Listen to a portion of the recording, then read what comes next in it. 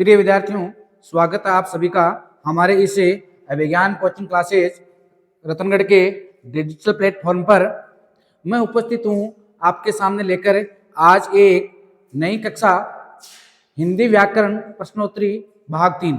ये कक्षा आरपीसी द्वारा आयोजित विभिन्न प्रतियोगी परीक्षाओं, एसएससी, जीडी एवं अन्य बोर्डों के द्वारा जो प्रतियोगी परीक्षाएं आयोजित की जाती हैं, जिनमें हिंदी व्याकरण से संबंधित प्रश्न पूछे जाते हैं, उन सभी परीक्षाओं हेतु ये कक्षा बहुत ही उपयोगी है। इससे पूर्व हमारे चैनल पर 2 प्रश्नोत्तरी की कक्षाएं पहले से अपलोड की गई हैं, आप उन्हें भी देखिए। तो करते हैं शुरुआत आज की इस अपनी प्रश्नोत्तरी की और चलते हैं पहले प्रश्न की ओर।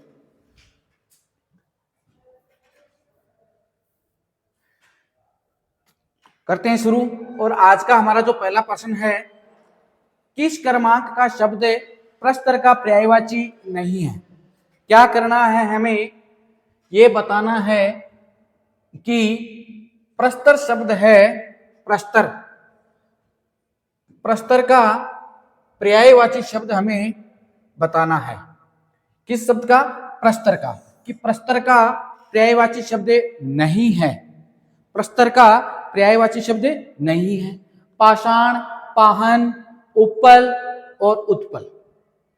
बिल्कुल ये सही है कि जो प्रस्तर है उसका जो तद्भव होता है वो होता है पत्थर, और पाषाण, पाहन, उपल ये तो प्रस्तर के पर्यायवाची हैं। तो है कौन सा नहीं? उत्पल। उत्पल, उत्पल किसका पर्यायवाची है? उत्पल है यह कमल का पर्यायवाची है। तो पहला जो प्रश्न है उसका सही उत्तर होगा द। इस विकल्प में जो द विकल्प में उत्पल दिया गया है, यह प्रस्तर यानी पत्थर का पर्यायवाची न होकर कमल का पर्यायवाची है। ठीक है, तो बढ़ते हैं अगले प्रश्न की ओर। प्रश्न नंबर 2, कौन सा शब्द बर्मर का पर्यायवाची नहीं है? क्या बताना है? बर्मर का पर्यायवाची शब्द नहीं है। ध्यान रखना विद्यार्थियों, परीक्षा में है, नहीं है इत्यादि से संबंधित जो प्रश्न होते हैं वो बहुत ही कंफ्यूज पैदा करते हैं, इसलिए हमें ध्यान से देखना है। क्या देखना है? कि बर्मर का पर्यायवाची नहीं है।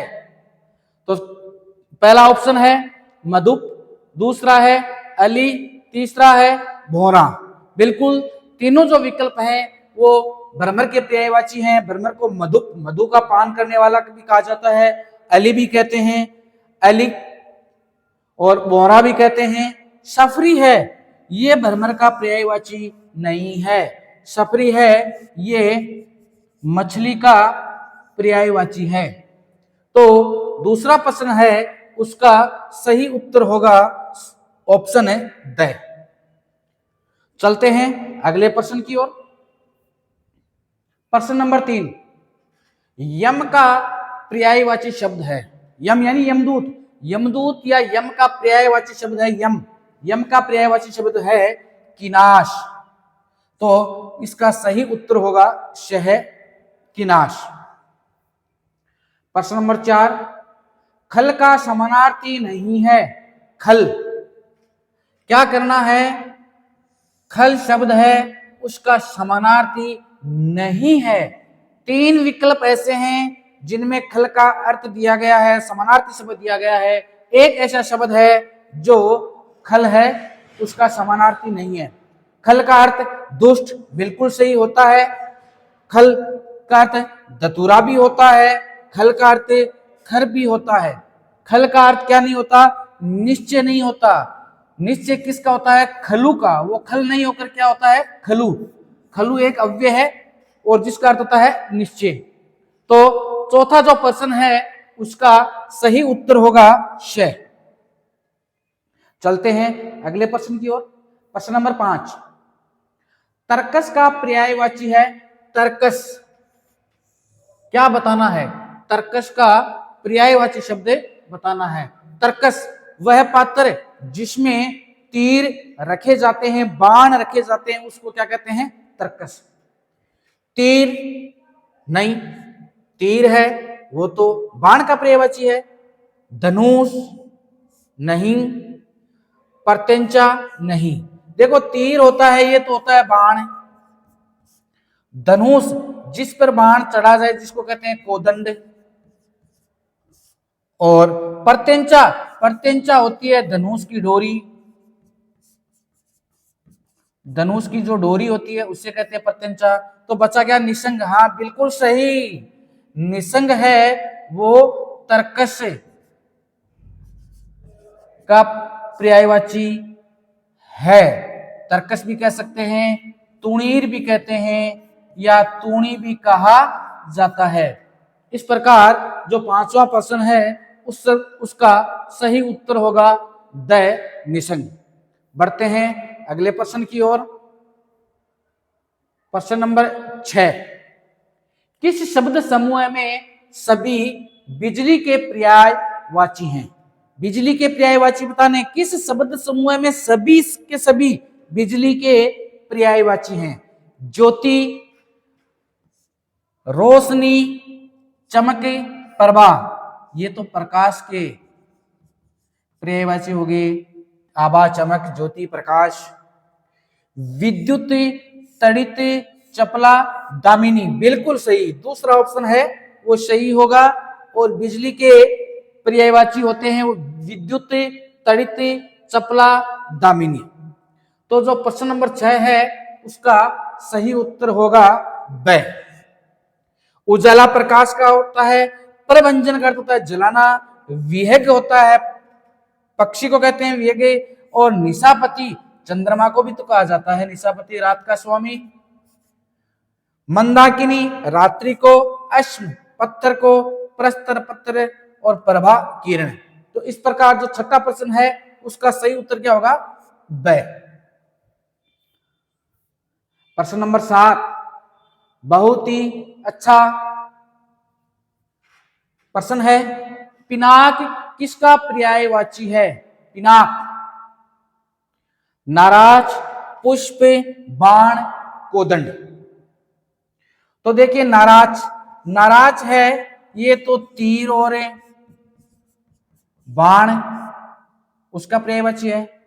पुष्प है ये फूल का पर्यायवाची है। कोदंड, कोदंड है ये, कोदंड है यह किसका पर्यायवाची है?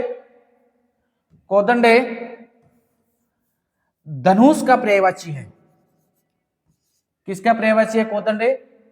कोदंड है वो धनुष का पर्यायवाची है। और धनुष को और किस नाम से भी पुकारते हैं? पिनाक भी कहते हैं। इसलिए इस प्रश्न का सही उत्तर क्या होगा? श। और बाण तो आपको पता ही है तीर का पर्यायवाची है। तो जो 7वां प्रश्न है उसका सही उत्तर होगा कोदंड या धनुष। पिनाक है वो किसका पर्यायवाची है? कोदंड का पर्यायवाची है। चलते हैं अगले क्वेश्चन की ओर। क्वेश्चन नंबर 8, किस क्रमांक का शब्द हाथी का पर्यायवाची नहीं है? देखना ध्यान से, प्रश्न बहुत अच्छा है। किस क्रमांक का शब्द हाथी का पर्यायवाची नहीं है? दोनों चीज देखनी है, हाथी का पर्यायवाची नहीं है। कुंजर बिल्कुल सही हाथी का पर्यायवाची है। गज ये भी हाथी का पर्यायवाची है। अस्थि भी हाथी का पर्यायवाची है। नाहर, तो नाहर होता है वो किसका पर्यायवाची होता है? शेर का पर्यायवाची है नाहर। इस प्रकार 8वां जो प्रश्न है उसका सही उत्तर होगा विकल्प श। क्वेश्चन नंबर 9, निम्नलिखित में से कौन सा शब्द बाल का पर्यायवाची नहीं है? बाल, बाल का पर्यायवाची नहीं है। तो कच्छ, शिखी, कुंतल, अलक। कच्छ बिल्कुल सही है, कच्छ तो बाल का पर्यायवाची है। कुंतल भी होता है, अलक भी कहते हैं बाल को, लट भी कहते हैं, केस भी कहते हैं। शिखी, शिखी किसका पर्यायवाची माना जाता है? शिकी होता है, वो मोर का पर्यायवाची होता है। इसलिए इस प्रश्न का सही उत्तर होगा ब। शिकी है वो बाल का पर्यायवाची नहीं है, मोर का पर्यायवाची है। प्रश्न नंबर 10 है, किस क्रमांक का शब्द पक्षी का पर्यायवाची नहीं है? पक्षी का पर्यायवाची नहीं है। पक्षी के पर्यायवाची नहीं है वाला ऑप्शन देखना है। केकी, खग, अंडज, विहग। अंडज, अंडे से जन्मने वाला पक्षी बिल्कुल सही है, कहते हैं पक्षी को अंडज भी कहते हैं। विहग आसमान में विचरण करने वाला होता है विहग, इसलिए उसको पक्षी को विहग भी कहते हैं। खग, ख का अर्थ भी आसमान होता है, गए यानी गमन करने वाला, आसमान में गमन करने वाला, वो भी पक्षी होता है, इसलिए कहते हैं। लेकिन जो केकी है वो तो किसका पर्यायवाची है? मोर का पर्यायवाची है। इसलिए जो 10वां प्रश्न है उसका सही ऑप्शन होगा ए। आगे बढ़िए, प्रश्न नंबर 11, इंद्र का पर्यायवाची नहीं है। इंद्र का पर्यायवाची नहीं है। मध्वा, धुरंधर, सुरपति, पर्वतारी। मध्वा कहते हैं कृष्ण को, बिल्कुल सही है ये तो। सुरपति देवताओं का भी स्वामी है, पर्वतारी है भी है, तो फिर क्या नहीं होगा? धुरंधर। धुरंधर नहीं होता है विद्यार्थियों, इसकी जगह अगर ये आ जाता ऑप्शन में पुरंदर, तो निश्चित रूप से इंद्र को क्या कहा जाता है? पुरंदर कहा जाता है। बढ़ते हैं आगे, प्रश्न संख्या 12, इनमें से कौन सा शब्द अर्थ की दृष्टि से द्विज से संबंध नहीं है? क्या बताना है? नीचे 4 जो विकल्प दिए गए हैं उन विकल्पों में से हमें द्विज का अर्थ देखना है कि द्विज के अर्थ से संबंधित कौन सा नहीं है। अर्थात जो 4 विकल्प दिए गए हैं उनमें से कौन सा एक ऐसा विकल्प है जिसे द्विज नहीं कहा जाता। देखिए, पक्षी को कहा जाता है, द्विज का अर्थ होता है 2 बार जन्म लेने वाला। तो निश्चित रूप से पक्षी का जन्म 2 बार होता है, एक बार अंडे के रूप में, फिर अंडे से पक्षी के रूप में, इसलिए पक्षी को तो द्विज कहते हैं। दांत का जन्म भी 2 बार होता है, एक पहले कच्चे दांत होते हैं, दूध के दांत कहा जाता है जिन्हें, और बाद में दांत आते हैं, स्थायी दांत होते हैं, अस्थायी और स्थायी, इसलिए दांत को भी द्विज कहा जाता है। ब्राह्मण को भी द्विज कहते हैं कि ब्राह्मण का एक बार जन्म माता के कोख से और दूसरी बार जब यज्ञोपवीत धारण करवाई जाती है तो उसका वह दूसरा जीवन माना जाता है, इसलिए ब्राह्मण को भी द्विज कहा जाता है। भास्कर है जिसका अर्थ होता है सूर्य, इस प्रकार सूर्य को द्विज नहीं कहा जाता। तो 12वां जो प्रश्न है उसका सही उत्तर होगा श। बढ़िए आगे, अंक का अनेकार्थी शब्द समूह है। अंक क्या पता लगाना है? चारों विकल्पों में से हमें यह देखना है कि किस विकल्प में सभी हैं वो अंक के अनेकार्थी हैं। तो निश्चित रूप से इसमें जो ऑप्शन होगा वो ब सही होगा। अंक का अर्थ अध्याय भी होता है, अंक का अर्थ गोद भी है, नाटक के जो अंक होते हैं उसको भी अंक कहा जाता है, और संख्या के भी जो अंक होते हैं, नंबर्स होते हैं, उनको भी अंक कहा जाता है। तो 13वां प्रश्न है उसका सही उत्तर होगा ब। प्रश्न नंबर 4, वामा, ललना, कामिनी, रमणी, ये सब किस शब्द के पर्यायवाची हैं? वामा, ललना, कामिनी, रमणी, ये सब किस शब्द के पर्यायवाची हैं? वसुधा, वसुधा तो पृथ्वी का पर्यायवाची है, पृथ्वी को कहते हैं। नारी यानी स्त्री, महिला, मंदाकिनी, चांदनी, और सरिता, नदी। अब आपको पता लग गया होगा कि निश्चित रूप से वामा, ललना, कामिनी, रमणी ये सब किसके पर्यायवाची हैं? नारी के पर्याय हैं। इसलिए जो 14वां प्रश्न है उसका सही उत्तर होगा विकल्प ब। 15वां प्रश्न, मोर शर्प चातक के अर्थों को प्रकट करने वाला एक शब्द है। बहुत ही इंपॉर्टेंट प्रश्न है, कई बार परीक्षा में ये पूछा गया है कि मोर है, शर्प है और चातक। मोर, शर्प, चातक, इन तीनों के अर्थों को प्रकट करने वाला निम्न में से कौन सा एक ऐसा शब्द है जो इन तीनों के लिए प्रयुक्त होता है? तो निश्चित रूप से वो कौन सा होगा? सारंग। हरि है वो कृष्ण के लिए या भगवान या हम कह सकते हैं कि वानर के लिए प्रयुक्त होता है। पुष्कर है वो तालाब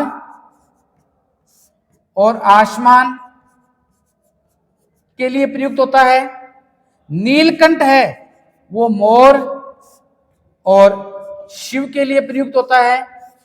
जबकि ये जो सारंग है ये मोर के लिए भी प्रयुक्त होगा, सर्प के लिए भी होगा और चातक के लिए भी होगा।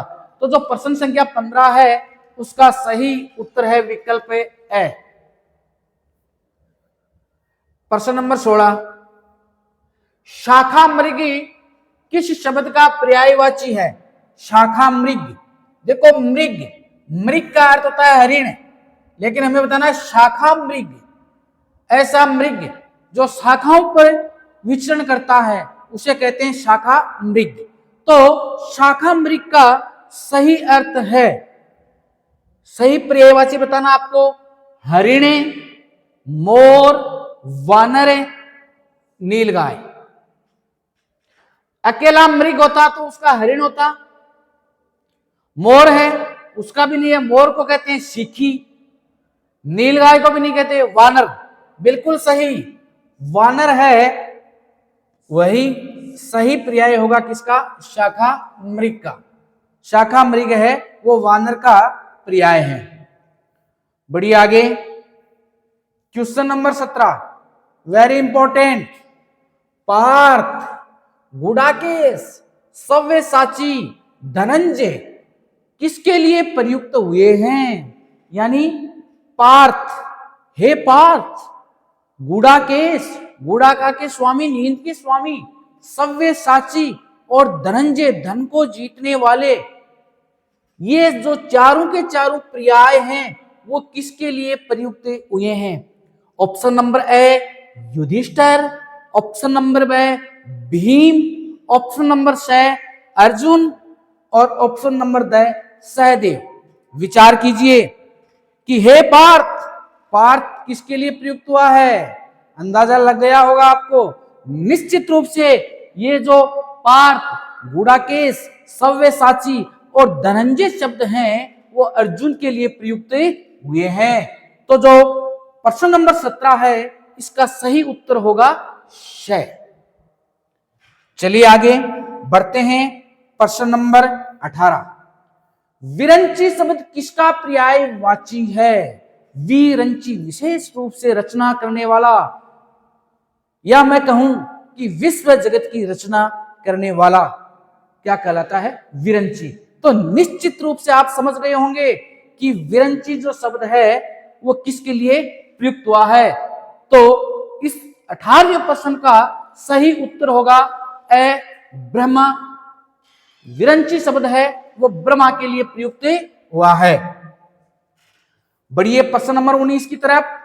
सन्यासी का पर्यायवाची नहीं है, बहुत ही शानदार सा प्रश्न आपके लिए। सन्यासी, पहली बात तो ये विद्यार्थी कंफ्यूज में रहते हैं कि सर ये सन्यासी शब्द कैसे लिखा जाता है। तो प्रिय विद्यार्थियों, दोनों रूप सही माने जाते हैं। ये भी तो सही है सन्यासी और ये सन्यासी भी सही है, बस फर्क इतना सा है, एक होता है अपने गुरु के पास निकट रहने वाला सन्यासी, न्यासी, और एक होता है विचरण करने वाला सन्यासी। फर्क दोनों में इतना ही है, अर्थ का ही फर्क है, बाकी कोई ज्यादा फर्क नहीं है, दोनों का एक ही अर्थ है। तो सन्यासी शब्द का पर्यायवाची नहीं है। वैरागी, यति, महीपति, परिव्राजक, ध्यान से देखिए, निश्चित रूप से इसका सही उत्तर होगा महीपति, क्योंकि मही यानी पृथ्वी का, पति यानी स्वामी, तो पृथ्वी का स्वामित्व किसको माना गया है? या तो माना गया है राजा को, और या माना जा सकता है ब्राह्मण को, पृथ्वीपति। तो सन्यासी का सही पर्याय क्या नहीं है? महीपति। प्रश्न नंबर 19 कंप्लीट। प्रश्न नंबर 20, कनक शब्द किस अर्थ का वाचक नहीं है? आपने दो बार सुना होगा, कनक कनकते सौगुनी मादकता अधिकार। तो यहाँ जो कनक शब्द है इसके विभिन्न अर्थ आपको बताने हैं कौन कौन से होते हैं। कनक का अर्थ सोना, बिल्कुल सही। कनक का अर्थ धतूरा, बिल्कुल सही।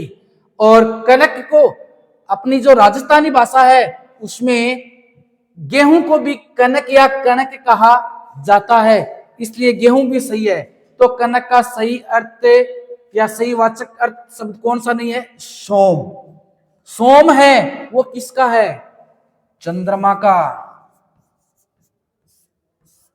या हम कह सकते हैं सोम अमृत का भी है। देवता लोग जिस रस का पान करते थे उसको क्या कहा जाता था? सोम रस कहा जाता था। इस प्रकार प्रिय विद्यार्थियों, आज की इस प्रश्नोत्तरी में 20 प्रश्न थे जो आपके लिए बहुत ही महत्वपूर्ण थे, पिछली प्रतियोगी परीक्षाओं में पूछे गए थे। ये हमारे यहाँ कॉन्टेक्ट नंबर दिए गए हैं, इन पर आप ऑफलाइन या ऑनलाइन कोर्सेज हेतु संपर्क कर सकते हैं।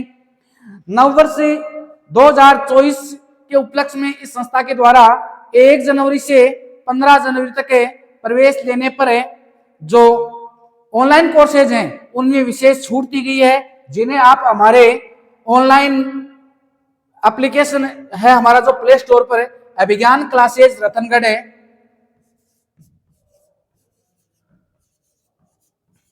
अभिज्ञान क्लासेज रतनगढ़ के नाम से जो हमारा ऐप है प्ले स्टोर पर है, उसको आप डाउनलोड कर सकते हैं। और कोर्स हैं वो 1 जनवरी 2024 से परचेज कर सकते हैं। ठीक है, इसी के साथ धन्यवाद। कमेंट में जरूर हमें बताएं कि ये कक्षा कैसी रही। धन्यवाद।